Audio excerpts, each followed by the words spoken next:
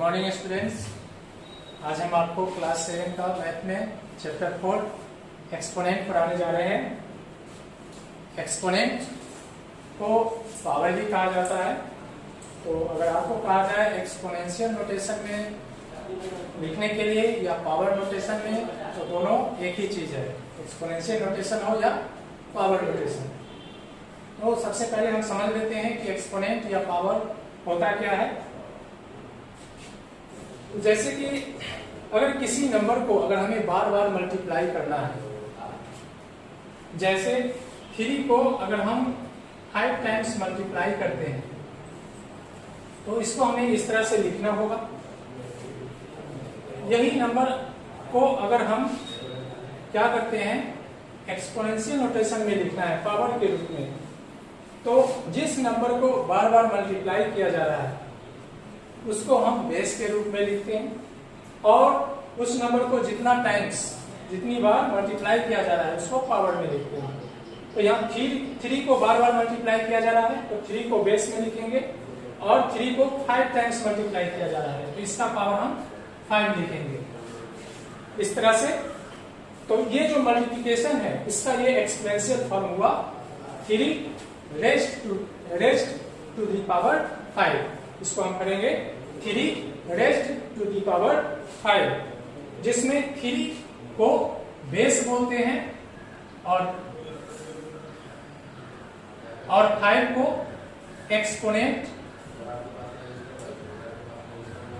या पावर बोलते हैं। तो इस तरह से कोई भी नंबर जो बार बार मल्टीप्लाई किया जाता है उसको एक्सपोनेंशियल फॉर्म में लिखते हैं और इसको पढ़ते हैं 3 रेज्ड टू द पावर 5। तो ये था एक्सपोनेंशियल नोटेशन। अब किसी नंबर को, कोई नंबर एक दिया हुआ है, उसको एक्सपोनेंशियल नोटेशन में कैसे हम लिखेंगे। जैसे एग्जांपल के लिए 32 ये नंबर दिया है और इसको कहा जाए एक्सपोनेंट के फॉर्म में एक्सपोनेंशियल नोटेशन इसका लिखने के लिए, तो हम क्या करेंगे 32 का प्राइम फैक्टराइजेशन करेंगे और 32 को प्राइम फैक्टराइजेशन करने के बाद हम इसको प्रोडक्ट के रूप में लिखेंगे, इसके फैक्टर का मल्टीप्लिकेशन के रूप में लिखेंगे। 2 को पहले फैक्टराइज करते हैं,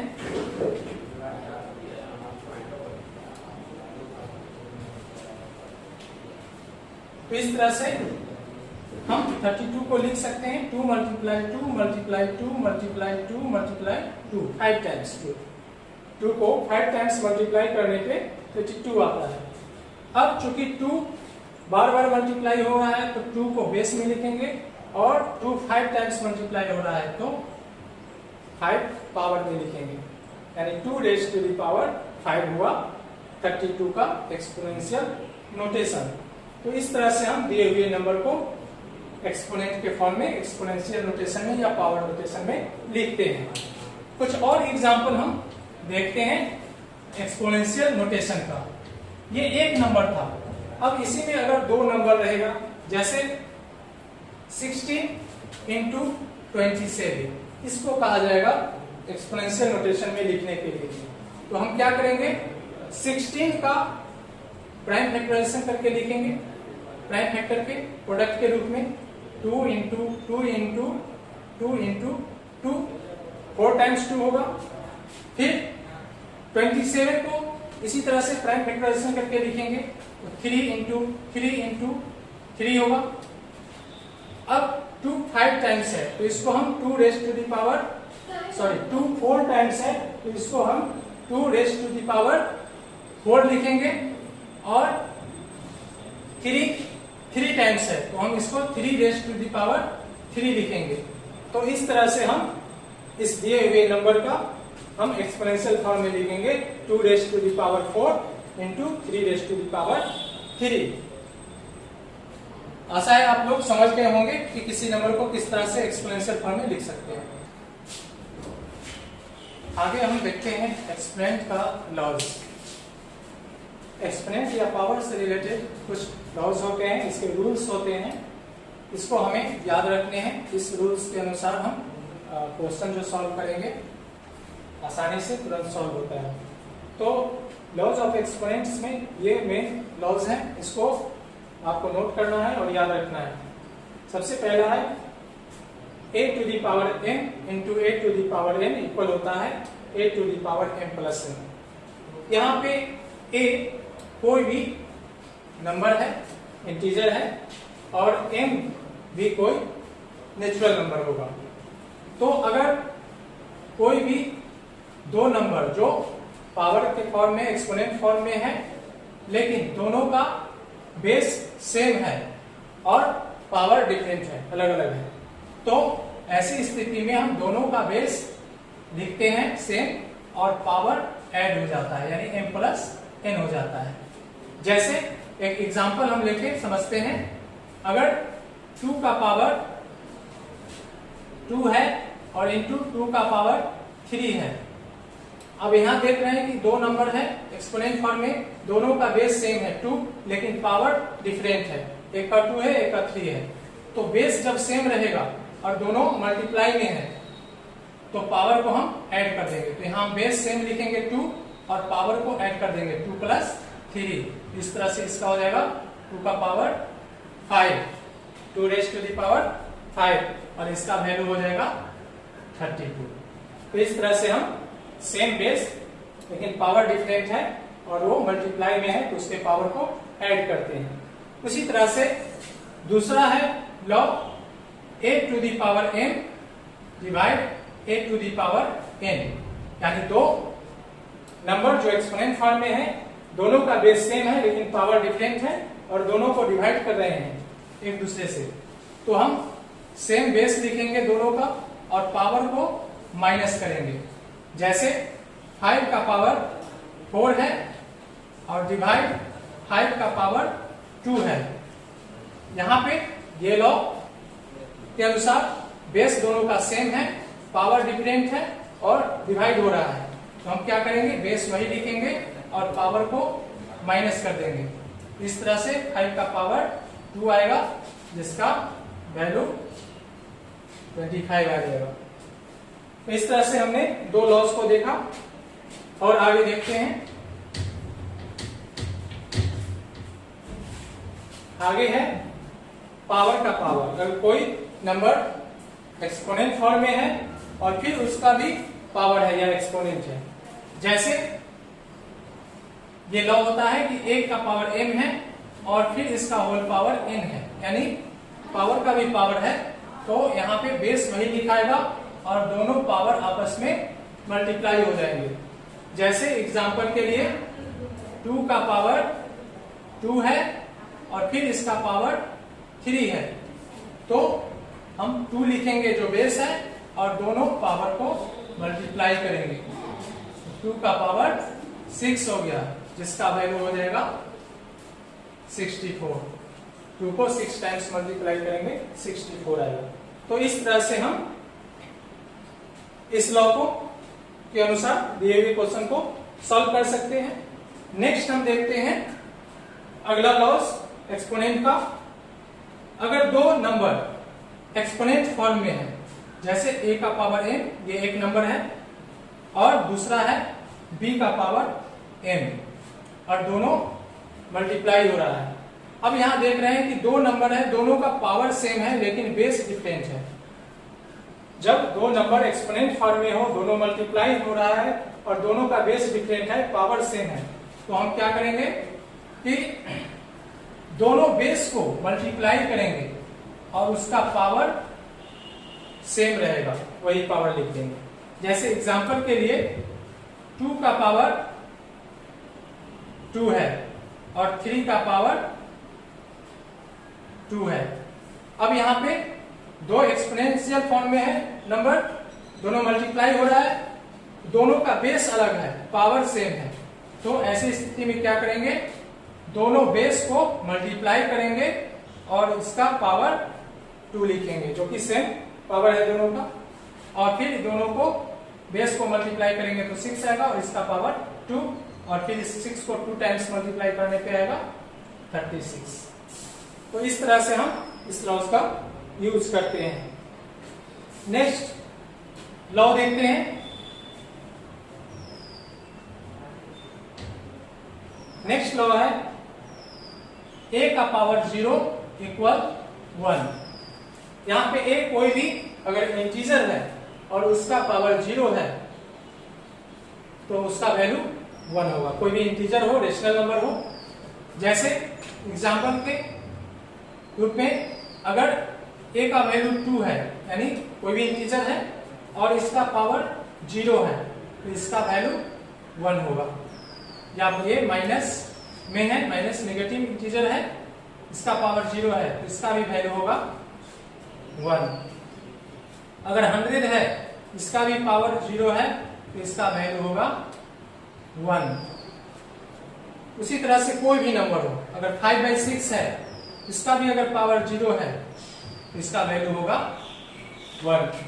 यानी a का मतलब कोई भी इंटीजर रेशनल नंबर का अगर पावर 0 है तो उसका वैल्यू 1 होगा। अब इसका वैल्यू 1 क्यों होगा? तो जैसा कि हम देखते हैं कि अगर किसी का पावर 2 है तो उसको हम 2 टाइम्स मल्टीप्लाई करते हैं। अगर किसी का पावर 3 है तो हम उसको 3 टाइम्स मल्टीप्लाई करते हैं। उसी तरह से यहाँ पे अगर पावर 0 है, इसका मतलब हमको 0 टाइम्स, यानी हमको लिखना नहीं। 0 मतलब कुछ नहीं, जब हमको लिखना ही नहीं है तो फिर हम कुछ लिखेंगे नहीं, उसका वैल्यू 1 होगा। अब कैसे होगा ये आगे की क्लास में प्रूव किया जाता है। इस लॉ को, इस फॉर्मूला को आगे की क्लास में प्रूव करके बताया जाएगा। अभी आपको बस इतना ही ध्यान रखना है कि कोई भी इंटीजर या किसी भी रेशनल नंबर का पावर 0 है तो उसका वैल्यू 1 होता है।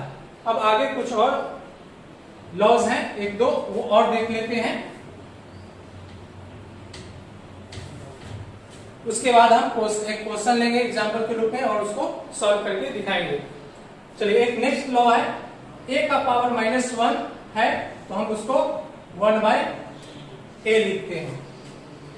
कोई भी इंटीजर का अगर पावर -1 है तो हम उसको 1 और वो इंटीजर लिखेंगे। जैसे अगर 5 का पावर -1 है तो हम इसको लिखेंगे 1/5।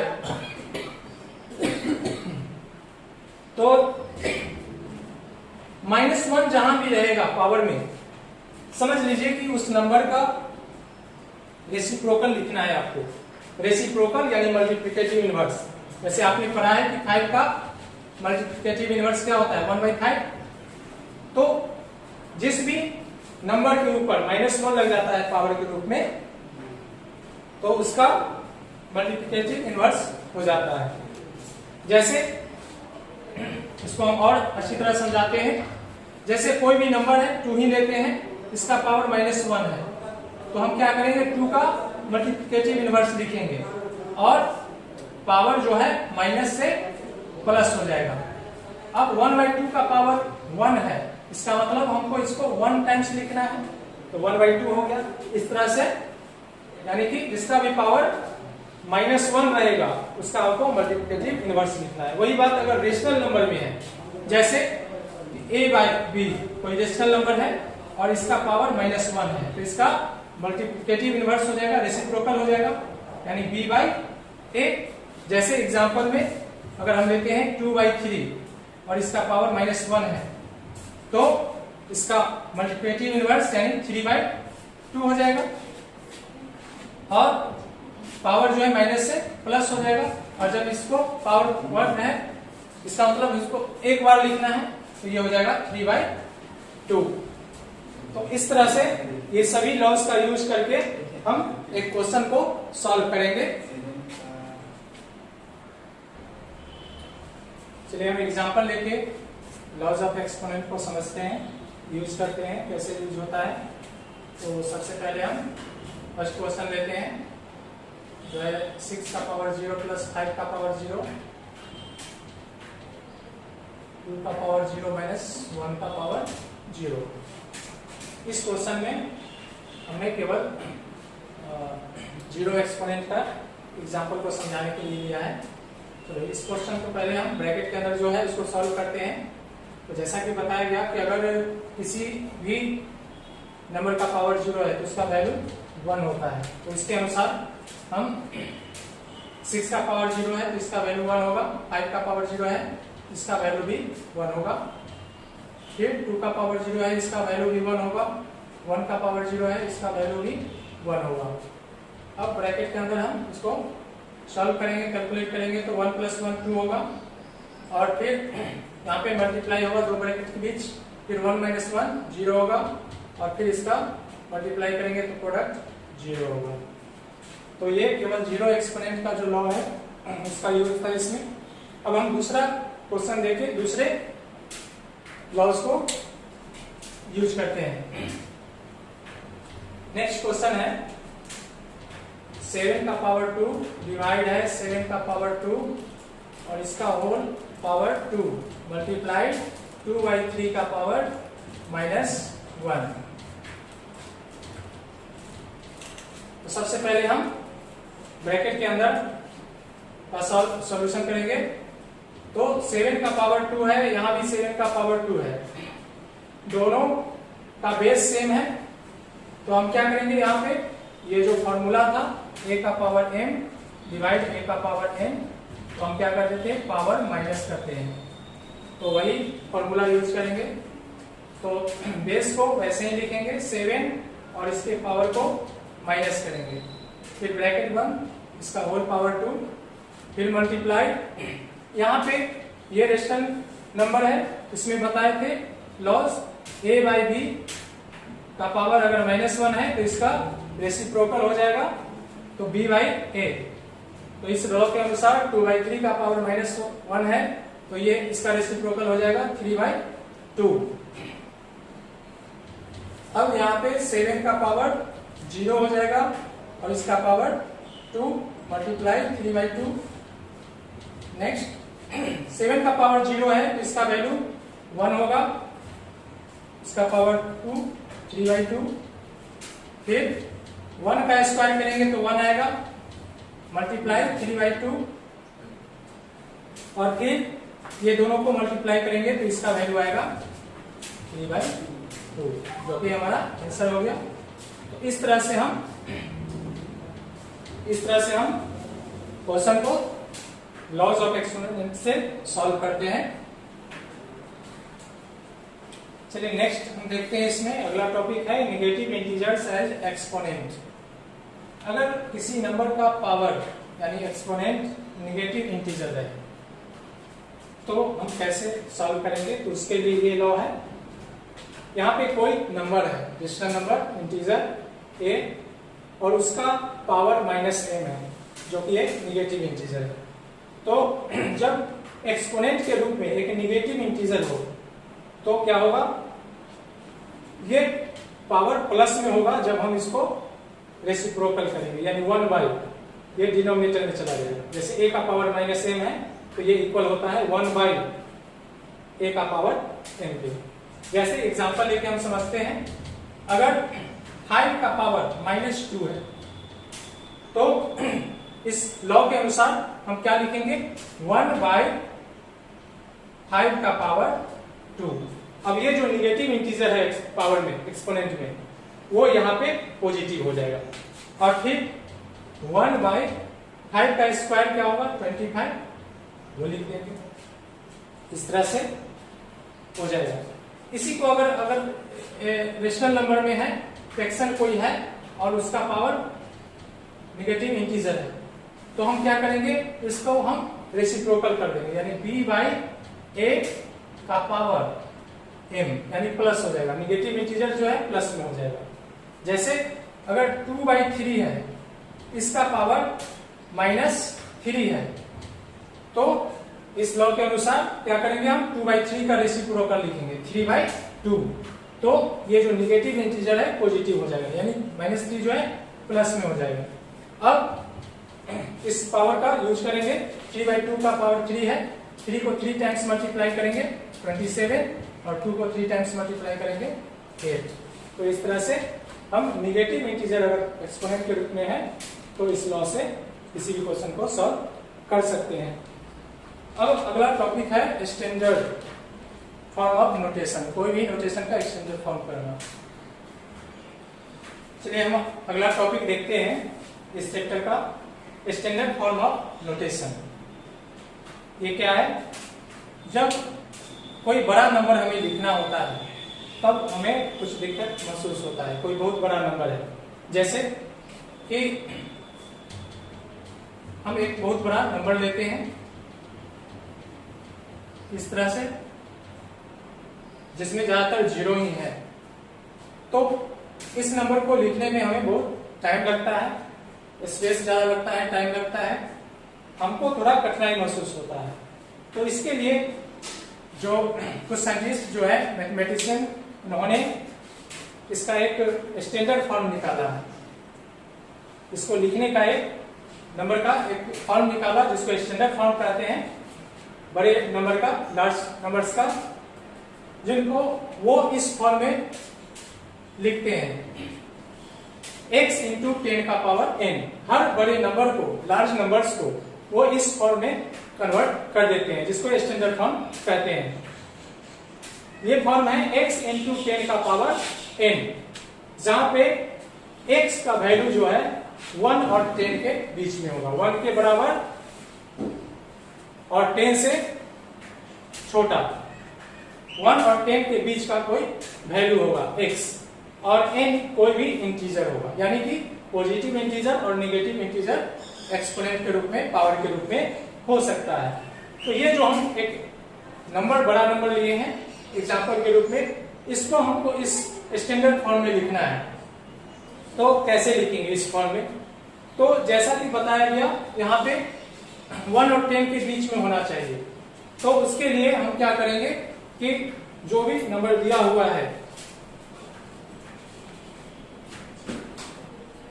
हम इसके बाईं तरफ, सबसे बाईं तरफ जो लास्ट डिजिट होगा उसको हम डेसिमल से पहले लिखेंगे, बाकी सबको अगर डेसिमल के बाद कर दें, ठीक है। जैसे अगर इतना नंबर है, अगर 2 पॉइंट समथिंग कुछ भी होगा तो ये इसका वैल्यू 2 और 3 के बीच ही रह जाएगा, जो कि 1 और 10 के बीच का वैल्यू हो जाएगा स्टैंडर्ड फॉर्म जो कह रहा है उसके अनुसार।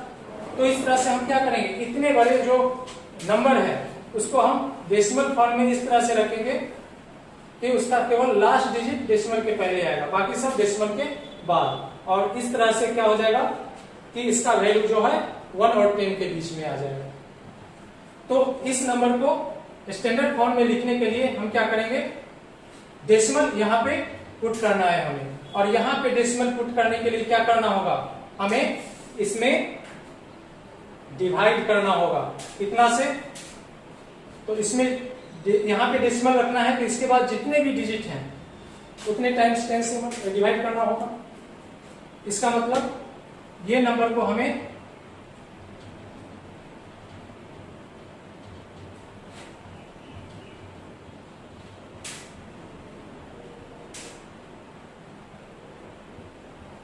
वन पे 12 टाइम्स 0, इससे अगर डिवाइड करते हैं इस नंबर को तो इसका वैल्यू आ जाएगा 2.7, इसका वैल्यू आ जाएगा 2.7 इससे डिवाइड करने के। लेकिन हम डिवाइड क्यों करेंगे, केवल डिवाइड नहीं कर सकते। हम जानते हैं कि किसी भी नंबर में अगर सेम इंटीजर से, सेम नंबर से डिवाइड और मल्टीप्लाई करते हैं तो उसका वैल्यू चेंज नहीं होता है। जैसे अगर 5 है तो इसमें हम 2 से डिवाइड भी करते हैं, 2 से मल्टीप्लाई भी करते हैं, तो इसका वैल्यू 5 ही रहता है। तो उसी तरह से अगर ये जो नंबर है इसमें यहाँ पे डेसिमल लाने के लिए हम इस नंबर से डिवाइड करेंगे, तो इसी नंबर से अगर हम इसको मल्टीप्लाई कर देते हैं तो इसका वैल्यू चेंज नहीं होगा, लेकिन ये डेसिमल फॉर्म में कन्वर्ट हो जाएगा। तो इसलिए हम ऐसा करेंगे। ये हो गया, जिससे हम डिवाइड कर रहे हैं उसी से मल्टीप्लाई कर रहे हैं ताकि इसका वैल्यू सेम रहे। और ऐसा करने पे क्या होगा, इसको इससे डिवाइड करने पे ये हो जाएगा 2.7 और इनटू बाकी वो नंबर होगा मल्टीप्लाई में। अब इसको क्या करेंगे, हम एक्सपोनेंट के फॉर्म में लिखेंगे। तो उसको एक्सपोनेंट के फॉर्म में लिखने के लिए हम 10 का पावर 12 लिखेंगे, क्योंकि इस पे 12 टाइम्स 0 है, इसको 10 का पावर 12 लिख सकते हैं। तो इस तरह से ये नंबर जो है कन्वर्ट हो गया इस तरह से स्टैंडर्ड फॉर्म में, जहां पे x का वैल्यू 2.7 है जो कि 1 और 10 के बीच में है, और 10 हो गया और इसका पावर n कोई इंटीजर है। तो इस तरह से किसी भी नंबर को हम स्टैंडर्ड फॉर्म में लिख सकते हैं, बड़े नंबर को। अब दूसरा एग्जांपल लेके समझते हैं। एक और एग्जांपल लेते हैं इसको, जैसे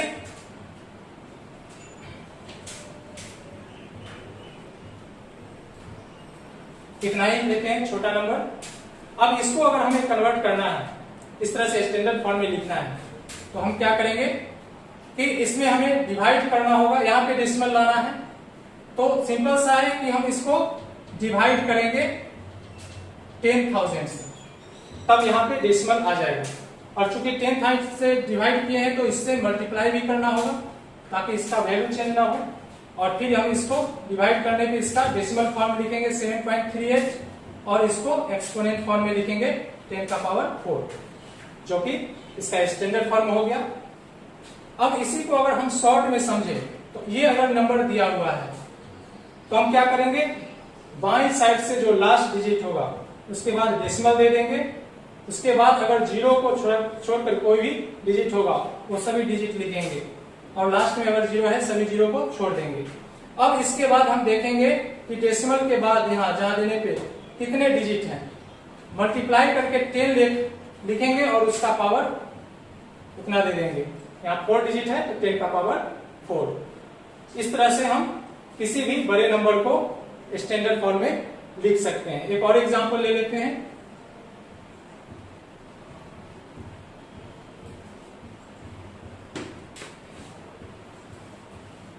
ठीक है, ये बड़ा नंबर है। अब इसको हमको स्टैंडर्ड फॉर्म में लिखना है, तो क्या करेंगे, बाईं ओर से लास्ट डिजिट के बाद डेसिमल रखेंगे। उसके बाद अगर जीरो को छोड़कर कोई डिजिट है तो वो लिखेंगे 7, 2, 9 और बाकी सभी जीरो को छोड़ देंगे। फिर मल्टीप्लाई लिखेंगे, 10 लिखेंगे और इसके ऊपर पावर लगाएंगे। तो पावर कितना होगा, तो इस डेसिमल के बाद यहाँ पे जितना डिजिट है वो काउंट कर लेंगे।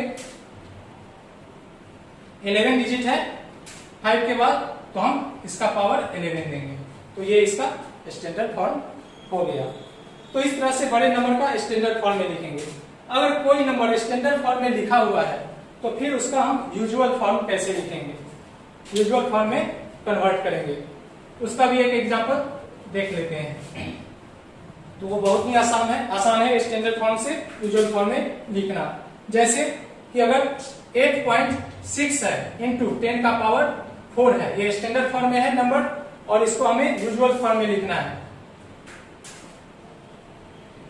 तो हम ये नंबर जो रहेगा वो नंबर लिखेंगे, इसमें से डेसिमल हटाकर। अब यहां देखेंगे कि 10 के ऊपर कितना पावर है, कितना एक्सपोनेंट है। तो 10 का पावर 4 है, तो हम क्या करेंगे कि डेसिमल के बाद से जितना पावर है उतने डिजिट के बाद डेसिमल लगाना है। तो यहां पे 8 के बाद हम 4 डिजिट लेंगे। तो 4 डिजिट यहां पे है नहीं, तो क्या करेंगे, उसमें जो डिजिट है वो लेंगे और बाकी 0 इसमें लिखेंगे। तो यहाँ 1 डिजिट हो गया और बाकी 3 0 इस पे हम लिखेंगे। इस तरह से डेसिमल के बाद 4 डिजिट हो जाएगा। तो यही इसका वैल्यू हो जाएगा, यूजुअल फॉर्म हो जाएगा। इस स्टैंडर्ड फॉर्म वाले नंबर का ये यूजुअल फॉर्म हो गया। इस तरह से किसी भी नंबर का हम यूजुअल फॉर्म लिख सकते हैं और यूजुअल फॉर्म में कोई नंबर है तो उसको हम स्टैंडर्ड फॉर्म में लिख सकते हैं। Thank you.